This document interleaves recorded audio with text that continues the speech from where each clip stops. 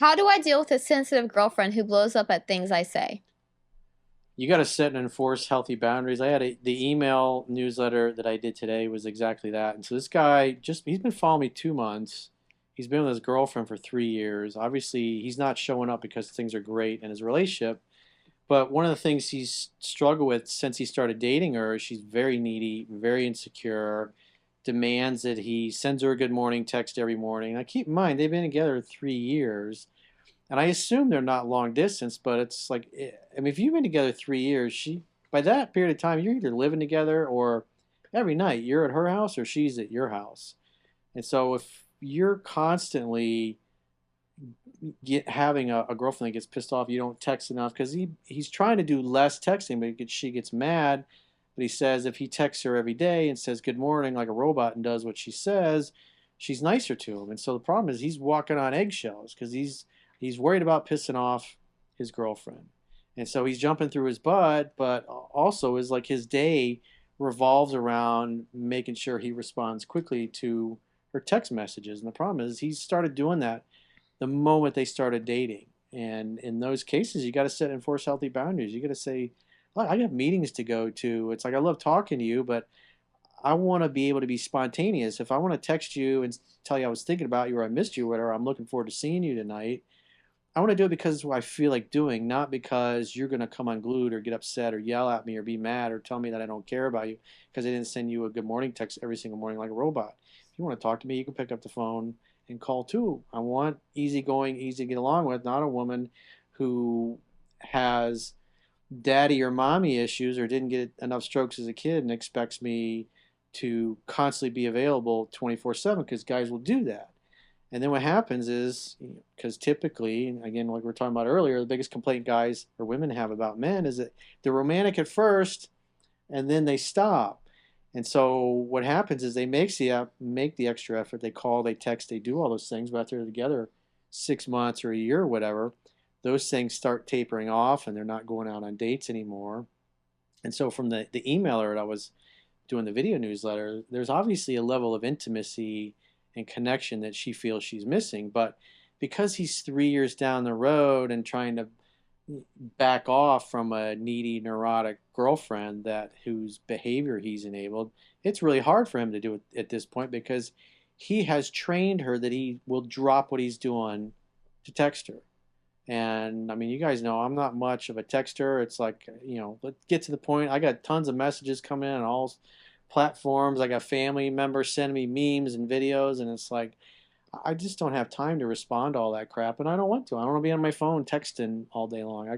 I got things to do, and I don't have time to babysit a girl that's insecure or gets big mad because I didn't text her back quickly enough. So when you're in that situation, a woman's giving you a hard time, you got to have a heart to heart with her and say, it's like, I want to text you because I want to text you, not because I feel obligated. I don't want to feel like I have a routine that I have to do in order for you to feel good about yourself. If you don't hear from me for a few hours because I'm in meetings all day and you're going to come and glued and be pissed off at me when I come over to pick you up, it's like, well, after a while, I'm not going to want to come and pick you up because as us guys in relationships, we want to feel successful in making you happy.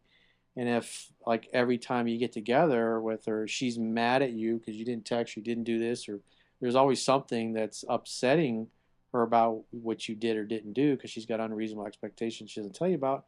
Eventually, the guy's like, no matter what I do, she's not happy. No matter what I do, she's mad and she's pissed off at me. And the guys, when that happens, they just get to a point and they just start withdrawing. And they don't even try at all. It's like, no matter what I do, she's gonna be pissed off. And then he just kind of drifts away. Then she complains more, and the more she complains, the more he drifts away because he doesn't feel successful. And us guys, we got to feel successful in making her happy. And if she's always grumpy, we take it personally. If she's always happy, we take credit for it. I mean, you might as well break up with her if you're gonna stop trying. If like it's becoming such a drag and you know yourself you're giving up on making her happy, you might as well end the relationship because the less you do, the more she's gonna be upset. So you're expecting failure at the end of the day and just end a relationship at that point. It sounds pretty dreadful, if you ask me, having to you know, Yeah. if it's too much, it's very dreadful. At that point, you're just not gonna want to even talk to her at all. Yeah. It's just Well, anything. If you're well, not, he enabled it in the beginning. If it's already been Yeah, 3 exactly. years, he 3 enabled years her he trained her to be that way. to be that way and to rely on him and to rely on that comforter instead of comforting herself. Exactly. yeah. She's not a happy, whole, complete person. Right. She feels validated if he acts like a robot and does what she says, but even then, she'd be happy She's- about that. But there'll be other things that she's pissed off about him, and she Right. knows her requests are unreasonable, but because he keeps entertaining it, he's not standing up for himself. She knows her behavior and her demands are ridiculous, but he jumps through his butt, and she could tell he's not happy doing it, but he does it anyways, and then she gets mad at him and is condescending and bitchy because he should be standing up to her and putting her in place. Say, you're being unreasonable.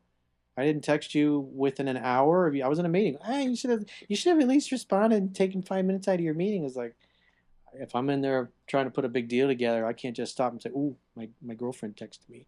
I had and I was telling this story in the video that I did today. I had a guy that I was in business with for about a year, many years ago, and we're in this meeting, and there's like 20 people in the meeting, and he's running the meeting, and now keep in mind, this guy cheated on his wife multiple times. She wasn't very attractive, and we've got this office with just lots of beautiful young women in the office, and he had cheated on her with multiple younger attractive women, so naturally she's going to be insecure about that and not trustworthy. And so for her, when he doesn't answer the phone right away, automatically she assumes he must be lying, he must be doing something he shouldn't be doing. And so she was calling, and he just would press the button and send it to voicemail. She'd call right back, same thing. And after the third or fourth time, he's like, "Are you okay? Is there an emergency?"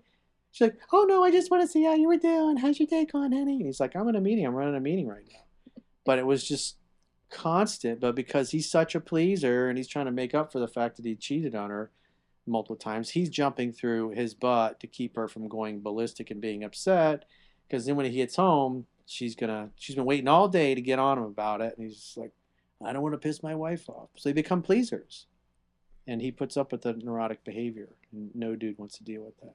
But a lot of guys unfortunately do, and they enable it.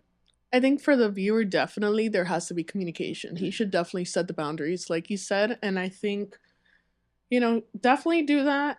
And I would say be concerned if you've communicated that once and she keeps going, and then it gets to the point where you've had to communicate it a few times and then she still is in the same place. I think that's more of a concern. Yeah, then you got to enforce the boundary, and you got to say, "Look, we talked about this multiple times, and you keep doing it. It's just turning me off and driving me away, and I don't want to deal with it." Do this one more time, and I'm breaking up with you. There you go. She'll stop. Peace. Maybe. Oh, you're threatening me? Oh, you want to threaten me now?